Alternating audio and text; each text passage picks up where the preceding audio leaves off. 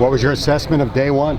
I think good energy. I think the ability for us to do some stuff with those 2 hours in the summer where our coaches are around and our guys are here allows us to get, I think, started a little bit quicker. Yes, it's year 3, but I think some of that stuff allows us to have installs already done, have guys got a better feel for it.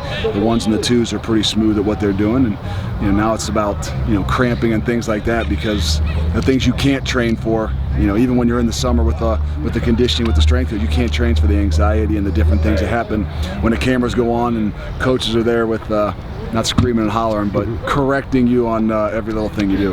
Defense a little ahead of offense at this point?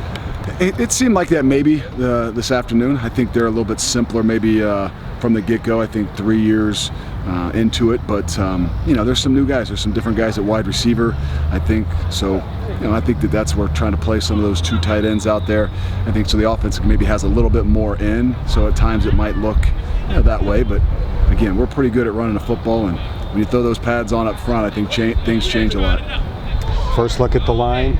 Ferg moves to left tackle. McConnell was up there with the ones at the right side. Explain that. Well, we got a big battle. We got to figure out what's gonna, how we're gonna adjust that. I think we're gonna ask Ferg probably to move over to the left side, and it's a challenge to him. But I think that's when he's best. Last year, a guy that hadn't played at all, and then we gave him a challenge in the spring and in the summer, and he really answered the bell last year. So our chance to kind of put him over there, give him some more challenges, and then let a 3-man rotation at the other side kind of see who's gonna kind of take it and run with it, and find out a lot here in the next 20 so days. Looks like Perry Young is really running well. What is his status for being able to do full go and so forth? Well, he looks really bad in that beard right now, but we won't get into that. I can take his beard looking bad as long as his knee feels good. He's back to being Perry. You can feel his energy out there. You can feel his excitement. Sometimes he's running really fast in the wrong direction a couple times, but I think that's just knocking a little rust off, and we're excited to have him back. I think the guys out there are excited to have him back.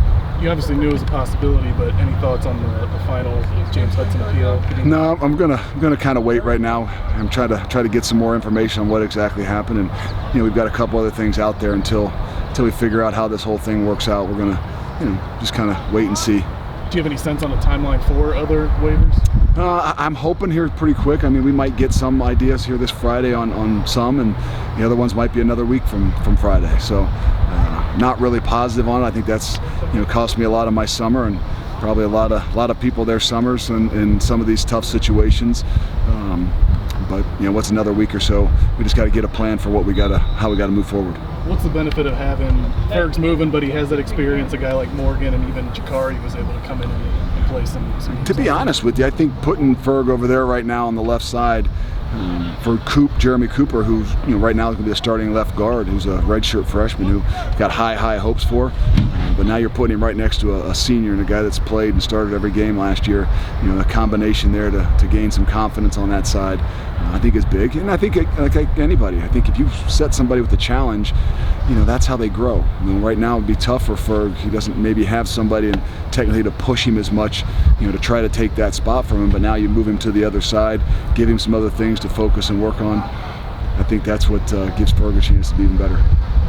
We talked a lot about the cornerback room and how much you had to deal with injuries through the spring, but did a guy like Taj Ward really jump at that opportunity, because he was spent some time running with the ones today? It's the only way you get better at this game is playing it, and that means whether it's tag some sorts with no pads on or thud, him having the ability through all spring to probably take all the 1 reps and get a lot of work at that. I think you can see his confidence level rising.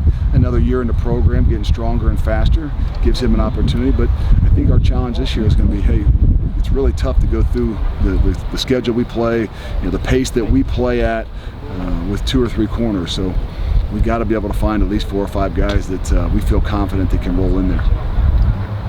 Do you have to treat James like a redshirt player, where you try to keep him positive, try to get through this year and use it for development?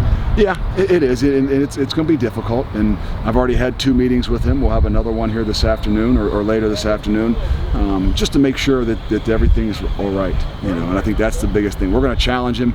We've got some plans for him to how we can make him a lot better and what he can do for us.